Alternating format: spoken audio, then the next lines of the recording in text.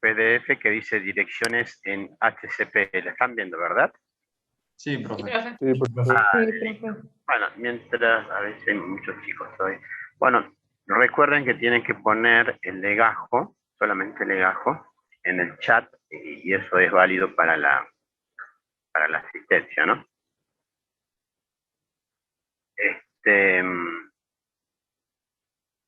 Estoy viendo ahora el trabajo práctico. Yo ayer les envié un videíto más o menos en la tarde. Algunos lo habrán visto, algunos no lo habrán podido. Y por lo que yo estoy viendo acá en la pantalla, de los 170 me enviaron solamente 124. Es lo que yo puedo entender acá, ¿verdad? Ustedes que tienen más experiencia en el aula virtual, no sé si me pueden ayudar. Sí, profe, tengo entendido que sí. Es así. Nada, listo. Bueno, ahí con respecto a este tema yo les había dicho que esto no tiene nota, sí tiene asistencia, ¿no? Así que bueno, ya veremos cómo está el, los prácticos y bueno. Bueno, les pudieron, bueno, la gente que ha podido ver el videíto del año pasado, ¿les resultó útil, no les resultó útil? Si me pueden decir un poquito la experiencia. Sí, profe, a mí me sirvió. Le quería consultar porque ahí Sí. ese PDF estaba resuelto. ¿Usted lo va a subir resuelto? Porque el que está en el Drive no está resuelto. No, el que yo les di en el trabajo práctico está resuelto, pero está resuelto en el otro libro, viste que En está el el libro. Cálister, que es el libro, y después está el solucionario del Cálister. Sí, Entonces sí, sí. ustedes tienen que ir al solucionario y bueno, ustedes se autoevalúan. Si la respuesta es como ustedes llegaron, está todo ok. Sí. No, yo pregunto de la guía de repaso, de los ejercicios del Ah, y de video. la guía de repaso, sí, sigue siendo la misma. De aquí hasta, no me acuerdo qué era, en diagrama de fase, creo que está incluido. O sea, el Sí, primer parcial. Es la misma sí. guía, es la misma guía. Sí, pero yo Eh, estuve viendo y no están resueltos los ejercicios de la guía nuestra, pero la del video del año pasado sí. Mi claro, pregunta era si... es la misma pregunta, ¿eh? Ah, bueno, no sé. Es la misma guía del año pasado. Como el año pasado hicimos la guía, a medida que pasaban las clases, yo iba resolviendo la guía. Ah, ahí está, ahí Me está. habrá quedado uno que otro ejercicio sin resolver, pero obviamente resolví uno y el siguiente era muy parecido y el otro también, entonces los otros no los resolví. Pero Perfecto. en general es una guía para que ustedes vean los videos. Para eso estaba hecha la guía, para que ustedes vean los videos. Bien. ¿Y los ejercicios esos los Y, vamos a ir resolviendo en clases? y yo creería que no, porque yo les mando el video y ustedes directamente repasan el video del año pasado, cómo se resuelven las cosas. Perfecto. Salvo que por ahí me haya equivocado el año pasado o a ustedes les quede duda. Entonces volvemos a agarrar ese ejercicio y lo resolvemos, ¿saben? Perfecto. Perfecto. Muchas Entonces gracias. es una guía que ya está resuelta en los videos, digamos. Así que más fácil que eso, imposible. Pero bueno, veremos cómo sale este segundo año de pandemia. El año pasado fue lindo, bastante más lindo la pandemia, la historia, pero como experiencia fue linda. Para mí fue bastante bueno. Bueno, a ver si queda alguno más. Quedan 22 chicos por admitir. Nos admitimos a todos.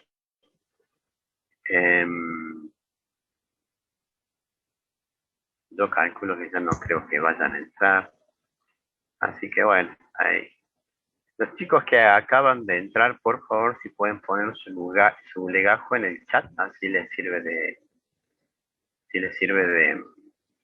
asistente. Bueno, hacemos un repaso más o menos desde acá para adelante. Les quería contar que el tema de las direcciones a nosotros nos servía para tener un modelo matemático o algebraico o geométrico para analizar a los átomos que están dentro de un material. Generalmente la tabla periódica a nosotros nos dice que gran parte de los elementos son metálicos. Estos elementos metálicos están están compactados en 7 sistemas cristalinos, que son las redes de Bravais. Y para ser más exclusivo, con los metales solamente los importantes eran el centrado en el cuerpo, el centrado en las caras, y lo que están viendo ustedes es el HCP. Nosotros teníamos, como yo les decía, esta realidad que ocupan los átomos, y a esto nosotros le vamos a poner un sistema de coordenadas, en este caso hexagonal, para que nos ayude a entender el movimiento que tienen y entenderlo así de esta manera para poder llegar a anexar, digamos, lo que pasa atómicamente con lo que se observa macroscópicamente en un ensayo. Entonces yo les había comentado a los chicos de la vez pasada que ustedes están observando acá un eje que es el A1, el otro eje que es el A2, el eje A3. Podían ustedes imaginarse que hay un vector A1, un vector A2, y suman ambos y le va a dar este vector que estoy indicando acá con el mouse, con el cursor del mouse, que justamente es el vector A3, pero del lado negativo, porque para qué lado es positivo para el A3, entonces yo sumo estos dos ejes, me da el eje 3 negativo. Con esto quería demostrarles que un eje o dos ejes bastarían para describir cualquier punto en un plano, pero bueno, si tenemos tres no habría problema. ¿Cómo se conformaban las direcciones? Bueno, se conformaban con estos tres ejes, y lo que a nosotros nos motivaba, digamos, a hacer un ejercicio, ustedes ya hicieron, era de trasladar el sistema hexagonal al sistema ortogonal y a su vez del ortogonal hexagonal. Pues bien, esta materia, como habíamos dicho en un principio, toma elementos de otras áreas de conocimiento, por ejemplo la geometría, y las aplica. Para nosotros, para redondear el tema, teníamos tres ejes, eliminamos el tercero y hacemos como una analogía entre el hexagonal y el ortogonal. Y las ecuaciones que se demostraban, digamos, desde la geometría, eran las que ustedes están viendo ahora en pantalla. ¿Cómo se hacía eso? Bueno, tenían un eje, por ejemplo, el rojo que habíamos visto en la clase pasada, lo trasladaban acá. De alguna manera, una vez que estaba ahí, tomaban esos valores, los trasladaban al sistema ortogonal en el plano, y desde allí, bueno, se tomaban estos índices, que eran los índices de Miller del ortogonal, los ponían acá, y con eso obtenían el hexagonal. Eso era más o menos toda la historia. En el caso de los planos, son las direcciones que ya las vimos. En el caso de los planos era más fácil porque era donde se cortaba, digamos. Ese plano A, por ejemplo, el plano A dice A1 es igual a 2, es igual a 3, es igual a infinito. Eso quiere decir que está acá el plano que no corta los ejes basales. Estos son los ejes basales. El A1, el A2 y el A3 no los corta. Y como no los corta, se supone que en el infinito hacen contacto, entonces por eso se pone infinito. Y en el cuarto eje, que vendría a ser, se lo corten. Se hacen la recíproca, y estos ejes se transforman en 0, bueno, y 1 sobre 1 es 1. Como no hay fracciones para simplificar, pone entre paréntesis los valores 0, 0, 0, 1, que es el plano que ustedes están viendo acá. Es un plano basal. En el caso del B, más o menos exactamente lo mismo. Tienen que hacer lo que hicieron acá, donde se corta los ejes. Yo les había hecho ver en el video del año pasado una imagen como esta, que más o menos se extiende, digamos, los átomos, la red de los átomos, y tienen, bueno, esta estructura, ¿no? Antes de pasar esto, vamos a ir al aula virtual, y creo que era esta. Acá. Ahí les pongo les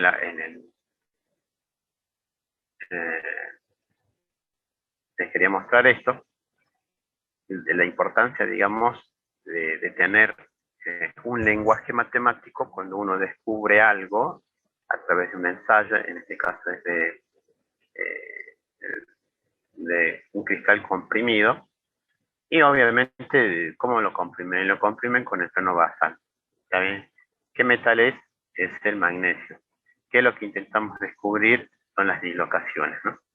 Las dislocaciones vendrían a ser como una deformación del cristal donde un plano se desplaza con respecto a otro.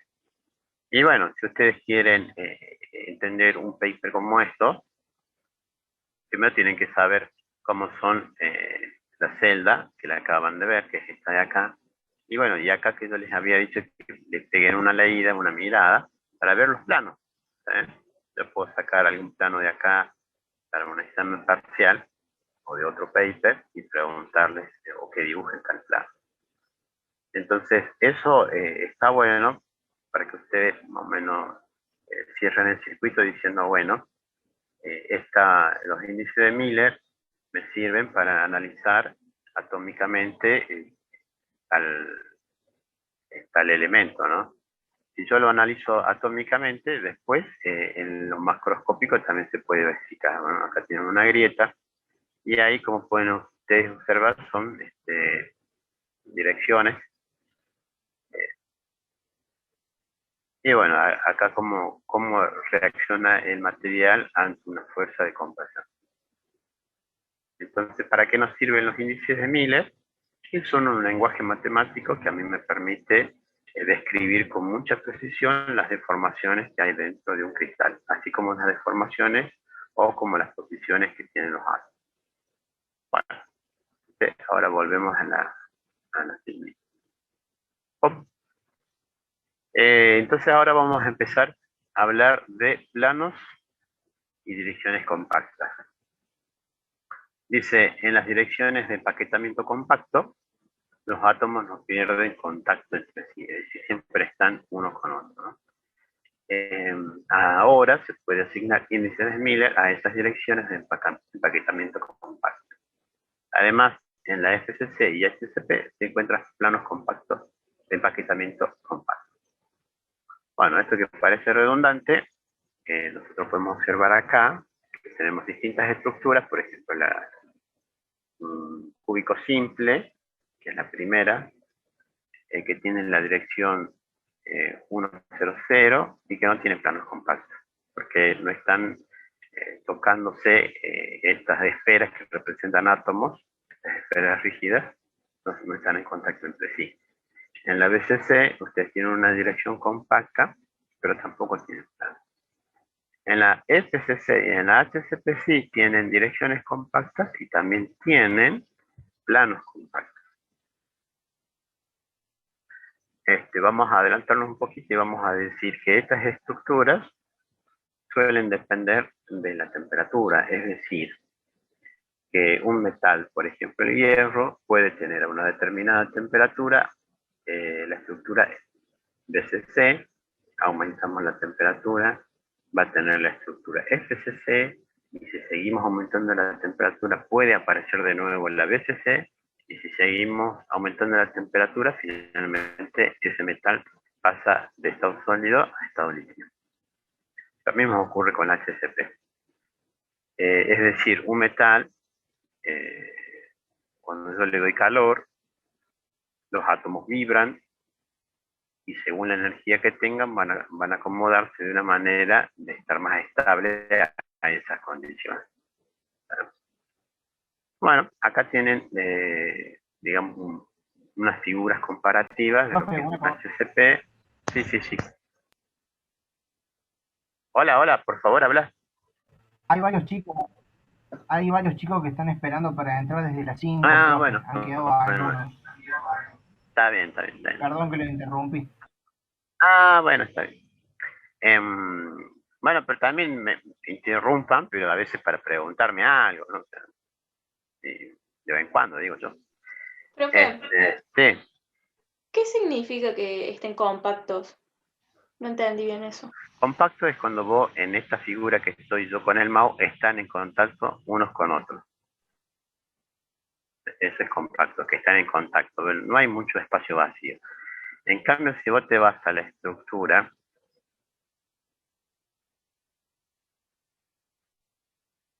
esta que es centrada en el cuerpo, este átomo que está en este vértice no está en contacto con el otro átomo que está en el otro vértice. ¿Me explico? Sí, sí, perfecto. O sea que la celda es más chica, digamos, ¿o no? Claro, claro, claro, claro. Perfecto. Gracias. Vos fíjate que depende de la temperatura, ¿no? Por eso yo lo recalco, a medida que cambia la temperatura, cambia la estructura. Pero Bien. bueno, vos me preguntaste de plano compacto, por ejemplo, este plano que está acá, ese no puede ser plano compacto porque este no se toca con ninguno de los tres y este tampoco se toca con ninguno de los tres y nadie se toca con nada. Entonces están como en ese plano, no están en contacto. Perfecto, muchas gracias. Dale. Bueno, sobre esta estructura, que vos ves este átomo, por decirlo central, y tenés los otros X que rodean, se va a poner otra capa, por decirlo así, otro plano compacto, y que lo podés observar, que es esta B, por ejemplo esta de acá, y que tiene otros 6 átomos alrededor. Entonces se van apilando. ¿De qué manera se apilan? De A, B, A, B, A. Admitido. Ahí no sé si lo que quiere. Ese es un plano compacto para la estructura HCP. Ahora, para el caso de la BCC, también tiene planos compactos, pero que no se ven a simple vista. ¿Qué quiero decir que no se ven a simple vista? Que vos tenés acá dibujado un cubito y que vas a ver que tiene un átomo en este vértice, otro átomo en este vértice, otro en este vértice, otro en este vértice, y acá tiene un átomo central. ¿Ah? Si ustedes alcanzan a ver, van a poder ver estas estructuras, digamos, de cuerpo centrado en las caras. ¿Dónde se encuentra el plano compacto? En el vértice. Un segundito que voy a sacar el perrito que anda llorando acá. Un segundito, así que voy a poner en pausa. A ver.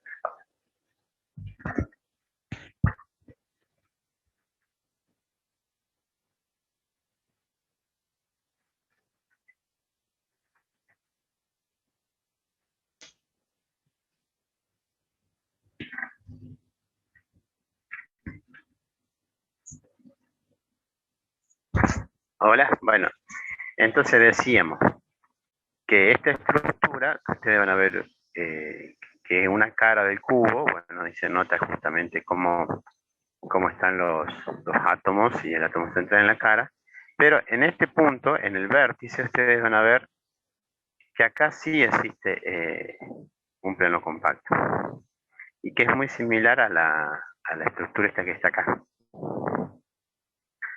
En el caso del punto B o el punto, a ver, déjenme ver, en el punto C, que es el color verde, tienen otra capa de átomos que corresponden a este vértice. Y más atrás van a tener la estructura que está, no se ve de acá, pero en el otro vértice van a tener la capa de color rojo de otro plano compacto.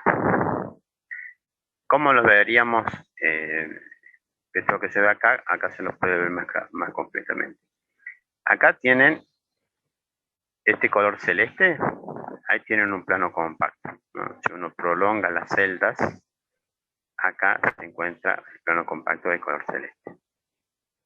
Más atrás van a encontrar el plano compacto de color verde, por decirlo así. Y mucho más atrás, otro plano compacto que, bueno, que es igual que la que está acá. No sé si he sido claro o si ustedes lo han podido observar, la FCC. ¿Se pueden Sí. observar? ¿Listo? Bueno, ahí Sí, está. profe. Sí, profe. Sí, profe. Les agradezco la respuesta. Bueno, entonces ustedes saben que el HCP es fácil verlos, pero en el FCC ustedes tienen que al cubo partirlo, digamos, por su diagonal principal. Entonces, el primer átomo que se encuentra en esa diagonal corresponde a un plano, el otro átomo al otro plano, y así sucesivamente. ¿Para qué me sirve a mí conocer el tema de los planos compactos? Y bueno, porque si yo conozco los planos compactos, voy a poder calcular la distancia entre planos. ¿Para qué me sirve a mí conocer la distancia entre planos? Y porque yo con la distancia entre planos puedo saber que en esos dos planos, que son compactos, va a haber un desplazamiento. Y si yo sitúo mi metal en un ensayo, puedo determinar a qué fuerza se va a producir la grieta y en qué dirección. ¿Está bien? Es decir, lo que estamos haciendo es tratar, entre comillas, matemáticamente las estructuras de los átomos en los metales. Esto sí es importante porque más adelante se ve el tema de los vectores de Burger, pero es un poquito más adelante. Yo les leo. La distancia entre dos planos paralelos adyacentes de átomos con los mismos índices de Miller se llama espacio interplanar. ¿Qué es esa? El espacio interplanar entre materiales cúbicos viene dado por la siguiente función. Esto es cúbico. Ahí lo cambié de color, no es hexagonal, es cúbico. Donde A es el parámetro de red, H, K y L representan los índices de Miller de los planos adyacentes que se están considerando. ¿Qué otra cosa podemos calcular con esto de los índices de Miller? Podemos calcular la densidad volumétrica. Es decir, la masa que tiene una celda, o sea, el volumen ocupado por la masa sobre el volumen de la celda. Y más adelante hay un ejercicio bastante simplón. Yo se los leo ahora, no es difícil, ustedes después este PDF lo tienen ya subido, así que pueden verlo más tranquilamente. El cobre tiene una estructura cristalina FCC y un radio atómico de tanto, 0,1278 nanómetros.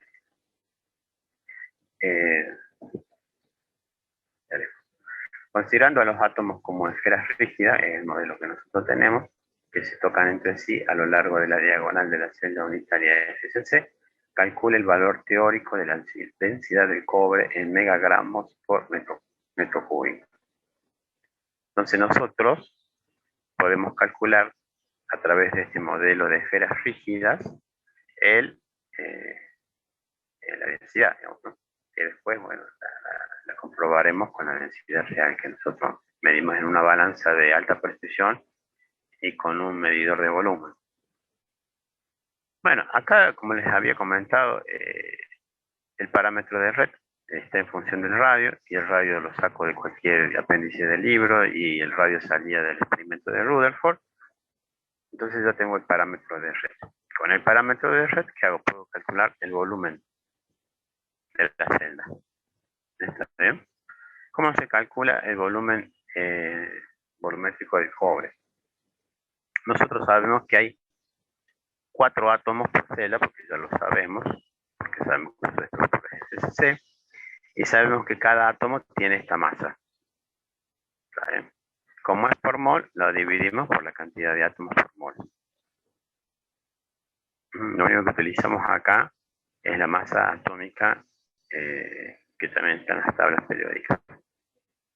Hacemos la división entre masa y volumen y obtenemos la densidad, que es aproximadamente 8,98, que es muy parecida a la densidad que se encuentra en el cobre. Y uno va a decir, no, pero en el cobre es un poquito más, un poquito menos.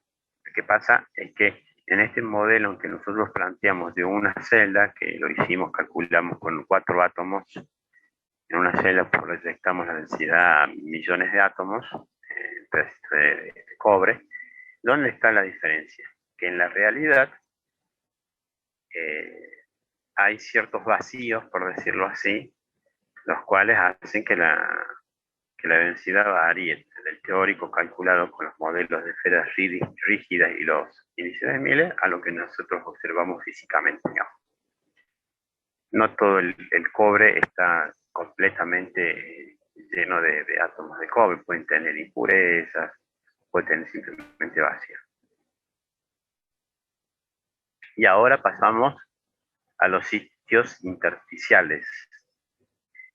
Un intersticio es un lugar donde están, digamos, estas esferas rígidas, que son los átomos, y no pueden ocupar todo el volumen, ¿no? Entonces hay un espacio dentro de la celda en los cuales no está alcanzado o cubierto por los átomos.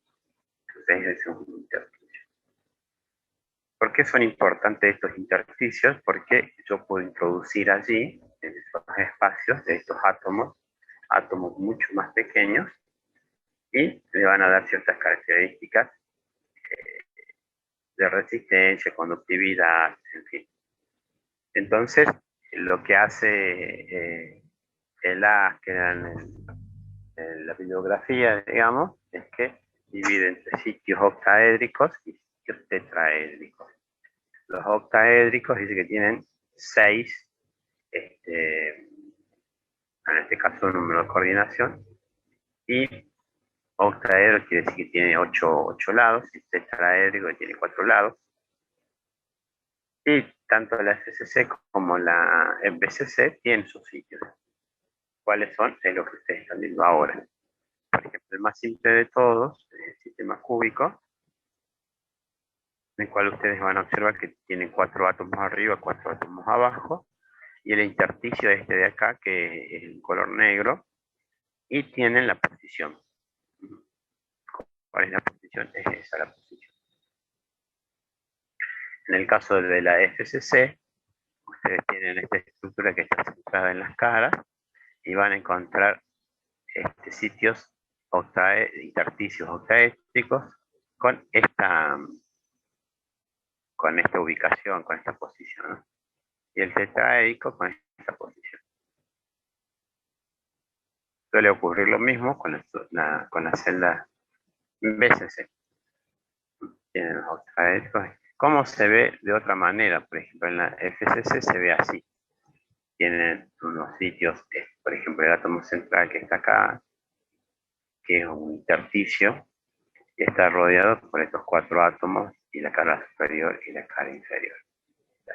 Entonces ese intersticio, un átomo mucho más pequeño podría caber allí en ese intersticio, estaría rodeado de 6 átomos, 4 a nivel medio, por ejemplo este de acá, uno superior y los acá. Como es el tetraédrico, justo el que está acá, en el centro de esta pirámide de color azul, ahí en el centro hay un intersticio. Y también está rodeado por 4. Bueno, visto de otra manera, eso del este octaedro tiene 8 caras, ustedes lo verían de esta manera. Ese átomo está rodeado por estos 4, y este de arriba y este de abajo. Pero también tienen los otros sitios intersticiales. Por ejemplo, tienen otro acá, otro acá, otro acá, otro acá. Bueno, entonces, ¿cuántos serían en total? Y serían 4 acá arriba, 4 acá en el medio y 4 allá abajo. Pero como estos están divididos a su vez por otros 4, o sea, por una cuba superior y una cuba al frente y otra que está en diagonal a esta, sería dividido a 4, sería 12 dividido a 4. Y este átomo central o este intersticio sería 1 básicamente. Entonces sería 12 dividido a 4 es igual a 3 más 1, 4. En el caso del tetraédrico tienen también la celda FCC. A ver, hay alguien que tiene la celda FCC, y ese punto que está ahí vendría a ser el centro, digamos, del tetraedro. Y bueno, ¿cuántos tienen? Uno acá, uno acá, uno acá, uno acá, tienen en total 8. Ahora la estructura BCC también hacen el mismo análisis, pero en este caso, como es BCC, el átomo central está en el centro del cubo. Y ahora el intersticio está en la cara. Y al revés, el intersticio está en la cara. Igual tienen un número de intersticios de 6 y en el otro tienen 12. ¿Por qué es importante esto de los intersticios? Porque nosotros no usamos metales puros, siempre en su mayoría usamos metales que están, entre comillas, aliados a otros metales con un porcentaje menor. El más conocido y popular de todos, que vamos a pasar mucho tiempo estudiando y analizando, es el acero. El acero tiene una estructura a baja temperatura, BCC, en los cuales en los sitios intersticiales se acomoda el átomo de carbono, un átomo pequeño. Si se aumenta la temperatura, el hierro va a tener una estructura FCC, y los átomos que tienen en su interior bueno, son de carbono y se acomodan más fácilmente en una estructura BCC que en una estructura, se acomodan o admiten mayor solubilidad en una FCC que en una BCC. Esto tiene una importancia profunda porque cuando se le aplica un tratamiento térmico, el acero tiene propiedades muy, muy benéficas, digamos. Entonces, a medida que vamos avanzando, bueno, ya sabemos diferenciar entre la celda, las posiciones que tienen los átomos en la celda, con su respectiva estructura FCC, BCC, HCP, y ahora analizamos los sitios vacíos, que estos sitios se llaman sitios intersticiales, que también tienen sus posiciones, como hemos visto en la primera disciplina de acá, y que a su vez, cuando se introduce un átomo de menor tamaño en otros de mayor tamaño, genera propiedades bastante interesantes. Ahí tiene otra manera de ver como un sitio tetraédrico o octaédrico en una estructura FCC. Te digo BCC, es la que ustedes están viendo ahora.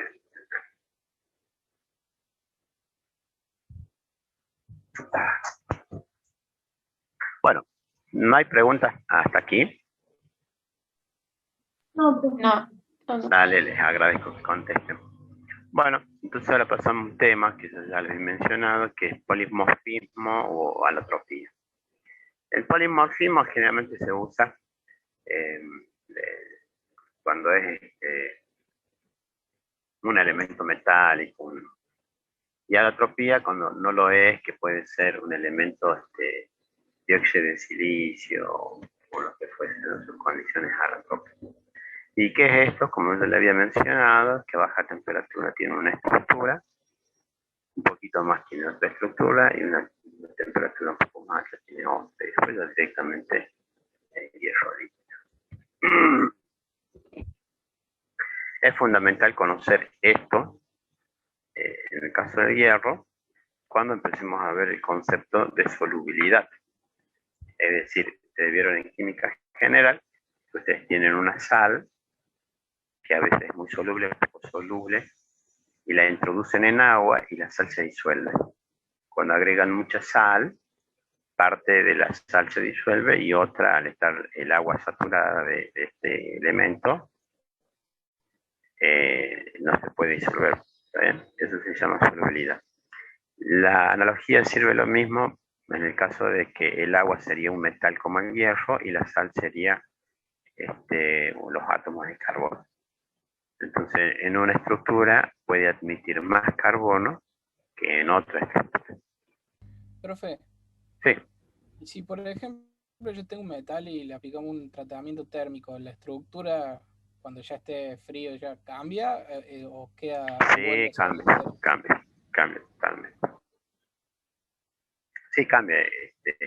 Y eso es el principio básico del tratamiento térmico, que cambia la estructura y se hace más duro.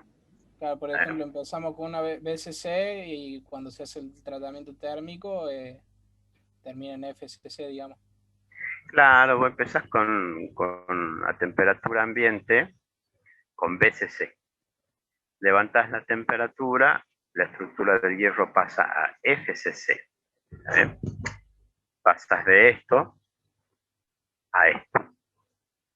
Cuando está en esta estructura, admite mayores átomos de carbono. Y después, si lo llegas a enfriar rápidamente, los átomos de carbono quedan dentro de esta estructura, y esta estructura, cuando vos bajas la temperatura, vuelve a ser BCC, pero como ya tiene dentro de sí los átomos de carbono, queda distorsionada. Y en la FCC admite más átomos de carbono porque tiene más espacios. Claro, porque igual al aumentar la temperatura, el volumen de cualquier elemento aumenta. Y por lo tanto pueden aumentar el volumen y puede haber sitios intersticiales mucho más grandes. Pero bueno, es así como vamos introduciendo a esa parte de la materia.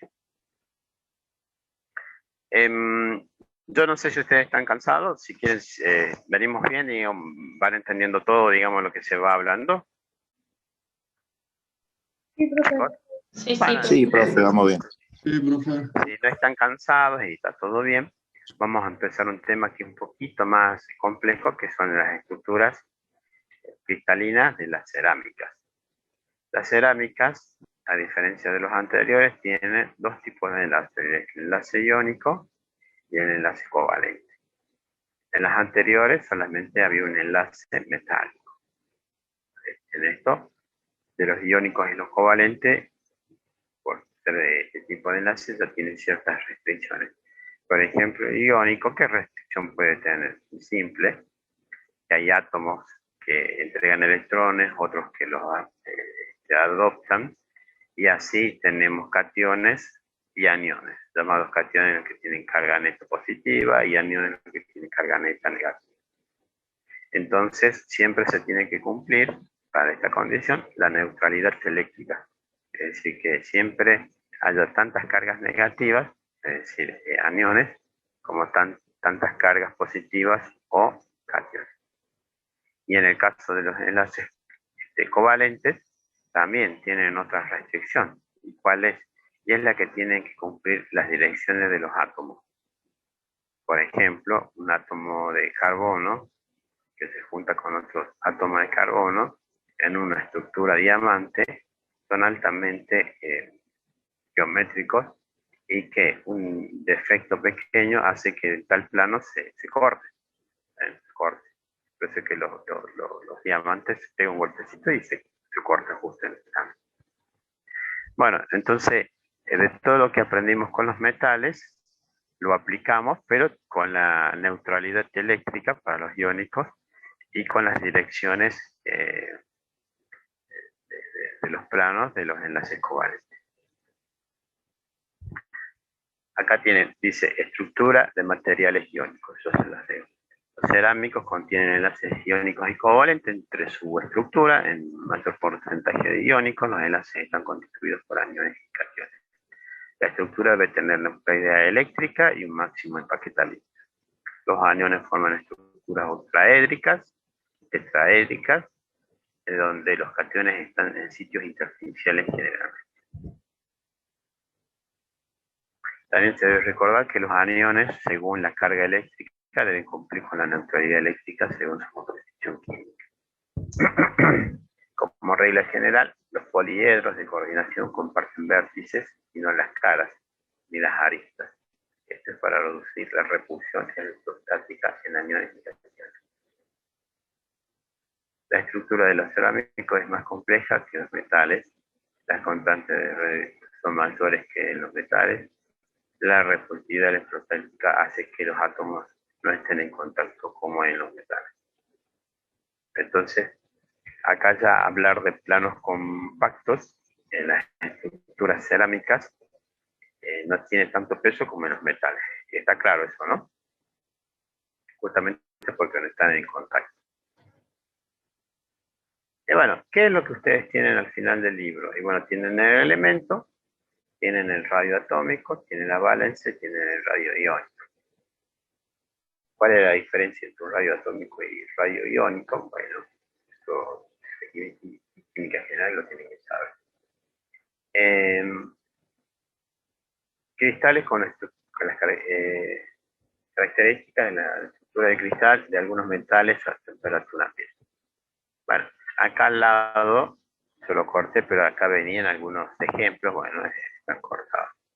Pero bueno, esto es lo que habíamos visto en el caso de los metales, las estructuras. ¿A qué viene esto de la cerámica? ¿Qué es lo que primero se tiene que hacer? Cuando uno va a analizar una estructura cerámica, él tiene que conocer el radio, en este caso como hay estructuras iónicas, el radio iónico. ¿Cuál es el radio iónico? Aquel que ha cedido o ha adoptado iones. Entonces, en el caso de que sea un porcentaje muy pequeño, por ejemplo, de un solo electrón, el radio del elemento que dona ese electrón reduce su tamaño. y el radio del elemento que adopta ese electrón aumenta. Si se lleva 2 electrones, bueno, aumenta mucho más. ¿Qué se hace con esos radios? Y se hace una relación, es decir, una división, que es lo que ustedes están viendo acá.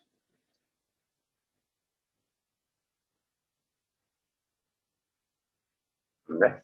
En este último caso es que uno es prácticamente uno, no suele ser uno, porque siempre un cation es mucho más grande que un anión.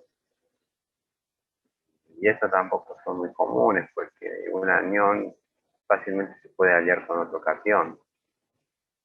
Y bueno, lo que hacen es dividir. Entonces, es fácil de analizar y darse cuenta, como son números menores a 1, quiere decir que el denominador es más grande, o sea que son los que ganaron electrones, es decir, que son los aniones, y arriba van los cationes.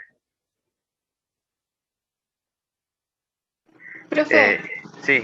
en este Sí. caso, ahí dice número de coordinación 2, 3, 4. En este caso, en la celda, ¿se toma como el átomo entero? ¿No se toma como un octavo o un cuarto? Claro, pero como es número de coordinación, son los átomos que están en contacto. Bien. Por ejemplo, este que está acá, que es súper conocido, porque hay muchos ejemplos de este de acá. Este de acá te dice que es una estructura tetraédrica, que el átomo intersticial está en el centro, y que los átomos de la celda son estos de acá, este de acá, este de acá y este de acá. Vos me dirás, y a lo mejor te surge la duda, profe, en este vértice de atrás, ¿puede haber átomos? Yo te digo que no. Y vos me puedes decir, ¿por qué? Porque no hay ahí, no hay acá, no hay acá y no hay acá. Y porque en este caso no estamos hablando de metales, estamos hablando de cerámicos, y hay la restricción de que se tiene que cumplir la neutralidad eléctrica y bueno, y la direccionalidad de los clans. Si vos te imaginas un poquito, vos tenés 4 átomos, tenés 3 acá, que lo estoy observando, y tenés uno acá. Entonces puede darse la situación de electronegatividad, que imaginemos que tenga la carga más 4. Más 4 es decir que ha cedido 4 electrones. Y estos átomos que están con una carga positiva, una carga negativa además, procedida por este átomo central, y se cumple la neutralidad. Entonces este tiene 4, este tiene menos 1, menos 1, menos 1, menos 1, y te da 0. Y no hace falta que estén llenos con estos átomos de acá, porque si vos pones uno acá, no se cumple esa neutralidad, y si sacás tampoco se cumple. ¿Se entendió esto, no? Lo que acabo de decir. Imaginemos que Sí, este sí. sea más 4 y los otros sean menos 1. Sí, profe. Y en este caso algo raro, pero se puede dar que este tenga más 8, imposible, y los otros cada uno tengan menos 8. Hay que ver cómo sigue. Pero básicamente esta tablita te dice, bueno, voy a agarrar los radios, tanto iónico como el aniónico, agarra el radio catiónico positivo, es decir, lo pones arriba y lo dividís por el catiónico, aniónico negativo que va abajo, y te da un número. Digo, con ese número ya puedes entender o imaginarte que puede ser una estructura lineal, triangular, tetraédrica, octaédrica, o el centro de un cubo. ¿Cómo sería la estructura del cloruro de cesio? Y el cloruro de cesio, lo primero que hay que hacer es, para empezando a mirar hacia atrás y ver los conceptos ya aprendidos, primero, el cloruro de cesio es un producto totalmente iónico. El cesio es muy electropositivo, el cloruro es muy electronegativo, hay una alta carga electrostática entre ellos. La relación de radio del cesio sobre el radio del cloro es 0,167 sobre 0,181, y esa división te da igual a 0,92. Con ese 0,92 que ustedes están viendo acá, se van a la tabla anterior y dicen, bueno, 0,92 está acá. ¿Está bien? Ese 0,92 ustedes pueden decir que es una estructura que el átomo intersticial está en el centro. Esto tengan cuidado. ¿En qué sentido? Porque acá en este gráfico, en este libro, que no me acuerdo cuál será, el cloro está en este átomo central. Lo dibujan así, como que el cloro está en el centro. Pero si yo tomo este átomo, el que está arriba, el que está arriba, el que está arriba, el que está arriba, el átomo central sería este, positivo. Bueno, yo no sé cómo se manejan en general, pero siempre un átomo va a cumplir esa condición. En este caso, este es el central, pero en nuestra estructura yo puedo pedir que este sea el central, y la estructura no varió. Bueno, después le corresponde un número de coordinación igual a 8. Esto es posible porque ambos tienen cargas iguales a 1. Fíjense que en creo que me equivoqué al dar esta explicación. Miren, este tiene carga 1 y este también tiene carga 1, ¿verdad, chicos? Presten atención. Este, bueno, como está contenido en toda la celda, tiene carga menos 1. Y cada uno de estos va a tener menos 1 octavo. ¿Me explico? Este, por ejemplo, que está compartido con otras celdas, el valor que le corresponde a esta celda es 1 octavo. ¿Se entendió eso? Sí, profe, ahora sí. Sí, profe. Sí. Y bueno, lo mismo ocurre con esto de cloruro de sodio. ¿Saben? Tienen que usar los radios y tienen que usar esta tabla. Entonces con eso ustedes ya saben cómo es la estructura. Y también saben que para esta misma estructura tienen estos otros elementos, ¿no? Blenda de zinc es exactamente lo mismo. Yo voy a volver a repasar esta clase, así que no se preocupen, es como para ablandarlo del tema. Vamos a ver lo que es la fluorita. Bueno, una estructura, fíjense, mucho más compleja que los metales. El diamante ya de por sí también es una estructura compleja. La sílice cristalina también, los polímeros. Bueno, antes que se termine la clase, por lo menos la introducción ya la tienen de cómo son las estructuras de los elementos cerámicos, que tienen sus restricciones de neutralidad eléctrica y de direccionalidad, que tienen elecciones planos, y que no todos los sitios de la celda están ocupados, que siempre se tiene que cumplir esta neutralidad eléctrica. Entonces, el comportamiento también es distinto, porque los metales ya habíamos dicho que eran muy forjables, deformables. En cambio, una sílica no, una sílica es rígida, apenas se deforma directamente se rompe. Bueno, chicos, vamos a cortar acá. Espero que todas hayan puesto presente. Y vamos a volver a repasar este tema en la clase que viene. ¿Está bien? Debe haber algún ejercicio ahí en la guía, ejercicio numérico, que esté ya resuelto en los videos. Como siempre, ustedes traten primero de resolverlo solos, y si ven que no pueden, recién se van en los videos y obviamente está explicado todo. Así que bueno, les agradezco que me hayan aguantado, y bueno, será si Dios quiere, hasta el jueves que viene. Chao, profe. Gracias a usted. Chao. Chao.